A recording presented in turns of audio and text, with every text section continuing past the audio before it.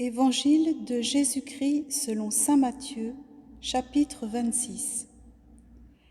Lorsque Jésus eut terminé tout ce discours, il s'adressa à ses disciples.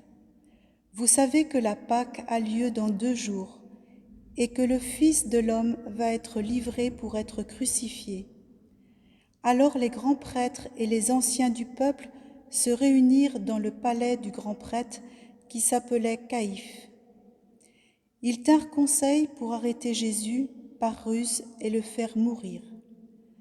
Mais ils se disaient, « Pas en pleine fête, afin qu'il n'y ait pas de trouble dans le peuple. » Comme Jésus se trouvait à Béthanie, dans la maison de Simon le lépreux, une femme s'approcha, portant un flacon d'albâtre contenant un parfum de grand prix. Elle le versa sur la tête de Jésus qui était à table. Voyant cela, les disciples s'indignèrent en disant « À quoi bon ce gaspillage ? On aurait pu en effet vendre ce parfum pour beaucoup d'argent que l'on aurait donné à des pauvres. » Jésus s'en aperçut et leur dit « Pourquoi tourmenter cette femme ? Il est beau le geste qu'elle a fait à mon égard. Des pauvres, vous en aurez toujours avec vous, mais moi, vous ne m'aurez pas toujours. Si elle a fait cela, si elle a versé ce parfum sur mon corps, c'est en vue de mon ensevelissement. Amen, je vous le dis, partout où cet évangile sera proclamé dans le monde entier, on racontera aussi en souvenir d'elle ce qu'elle vient de faire. » Alors l'un des 12, nommé Judas Iscariote, se rendit chez les grands prêtres et leur dit « Que voulez-vous me donner si je vous le livre ?» Ils lui remirent 30 pièces d'argent.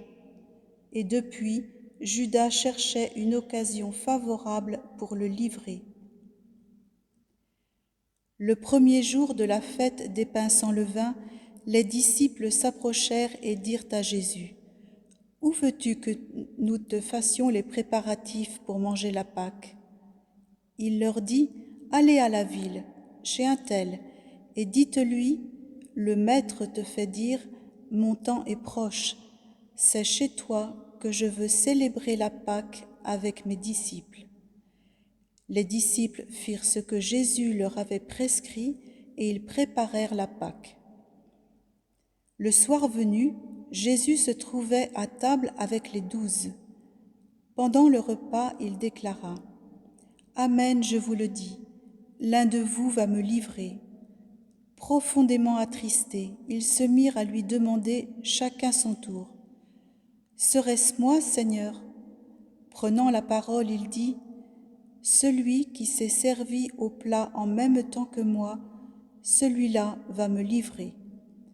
Le Fils de l'homme s'en va, comme il est écrit à son sujet, mais malheureux celui par qui le Fils de l'homme est livré. Il vaudrait mieux pour lui qu'il ne soit pas né, cet homme-là. » Judas, celui qui le livrait, prit la parole. « Rabbi, serait-ce moi ?»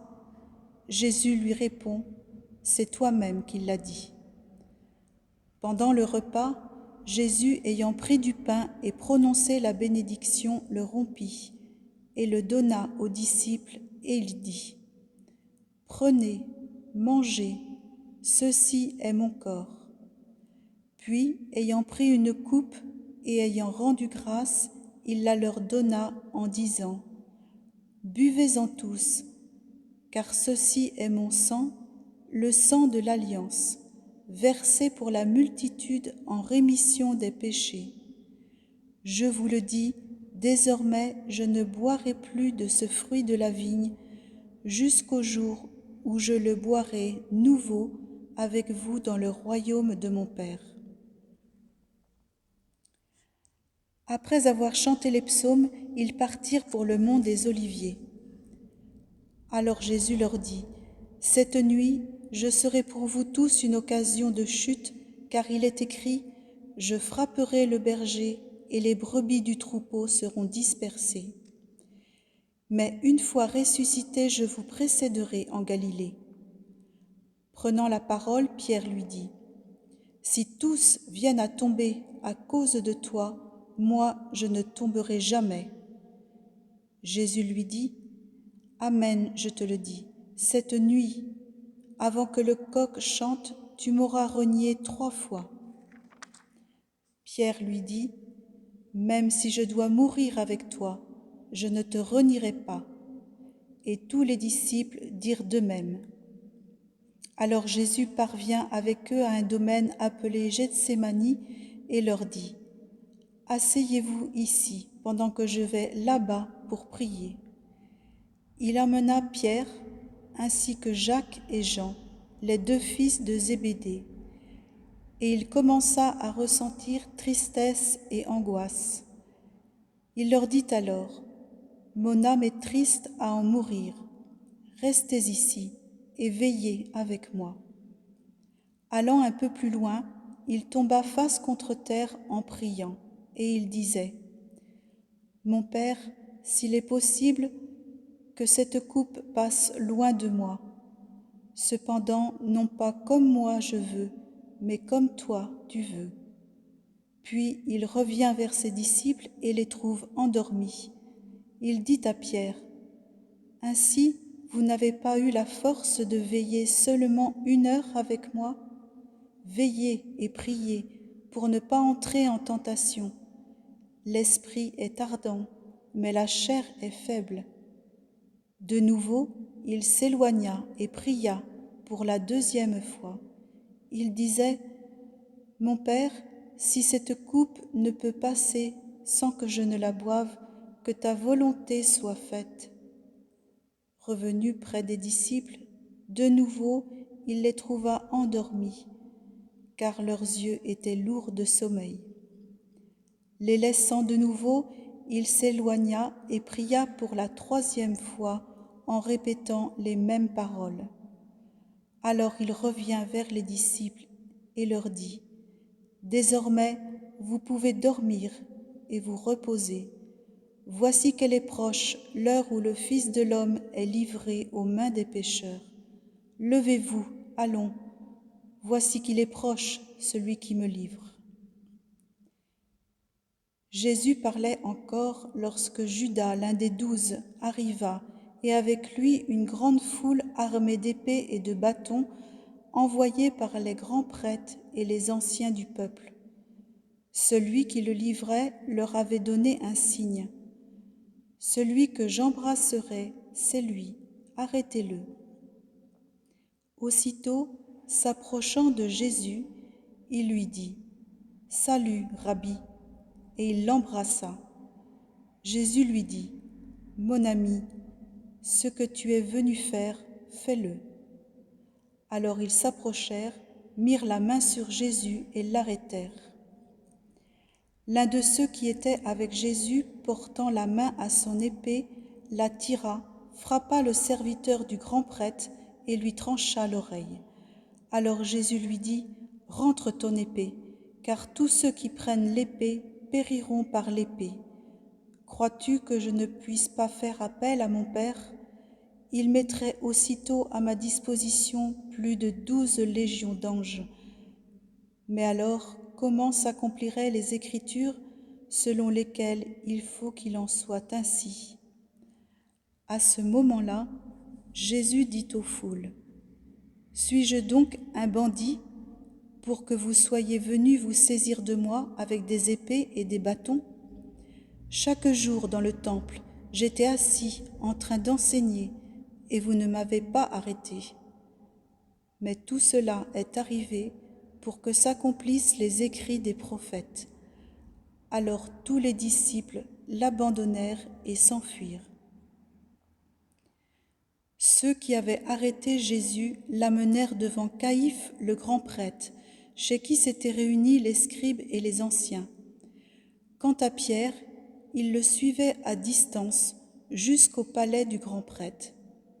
Il entra dans la cour et s'assit avec les serviteurs pour voir comment cela finirait. Les grands prêtres et tout le conseil suprême cherchaient un faux témoignage contre Jésus pour le faire mettre à mort. Ils n'en trouvèrent pas. Pourtant, beaucoup de faux témoins s'étaient présentés. Finalement, il s'en présenta 2 qui déclarèrent : « Celui-là a dit : je peux détruire le sanctuaire de Dieu et en 3 jours le rebâtir. » Alors le grand prêtre se leva et lui dit : « Tu ne réponds rien ? Que dis-tu des témoignages qu'il porte contre toi ?» Mais Jésus gardait le silence. Le grand prêtre lui dit : « Je t'adjure par le Dieu vivant de nous dire si c'est toi qui es le Christ, le Fils de Dieu. » Jésus lui répond : « C'est toi-même qui l'as dit. En tout cas, je vous le déclare, désormais vous verrez le Fils de l'homme siéger à la droite du Tout-Puissant et venir sur les nuées du ciel. » Alors le grand prêtre déchira ses vêtements en disant : « Il a blasphémé. Pourquoi nous faut-il encore des témoins ? Vous venez d'entendre le blasphème. Quel est votre avis ? » Ils répondirent : « Il mérite la mort. » Alors ils lui crachèrent au visage et le giflèrent. D'autres le rouèrent de coups, en disant : « Fais-nous le prophète, ô Christ, qui t'a frappé ? » Cependant, Pierre était assis dehors dans la cour.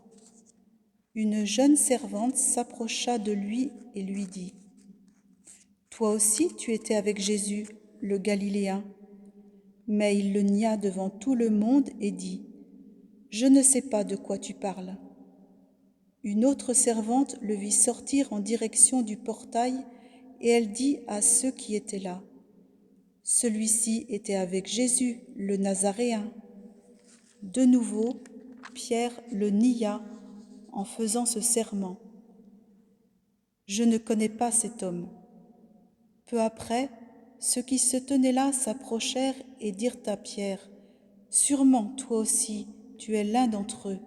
D'ailleurs, ta façon de parler te trahit. » Alors il se mit à protester violemment et à jurer : « Je ne connais pas cet homme. » Et aussitôt un coq chanta. Alors Pierre se souvint de la parole que Jésus lui avait dite : « Avant que le coq chante, tu m'auras renié 3 fois. » Il sortit et dehors pleura amèrement.